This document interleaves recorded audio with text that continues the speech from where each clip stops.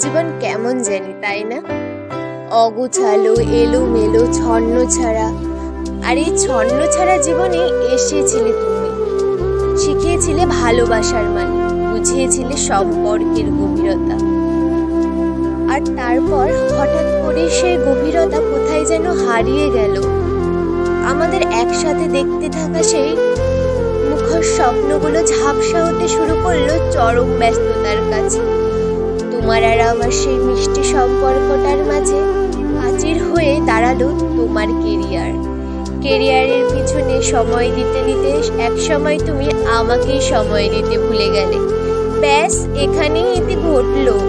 আসলে তোমার আর আমার পথ চলা বোধহয় এটুকুই ছিল। আমাদের সুন্দর মুহূর্তগুলো রয়ে গেল মনের মণিকোঠায়। আফসোস শুধু একটাই, এ জীবনে তোমার আর আমার সংসার করাটা হয়ে উঠল।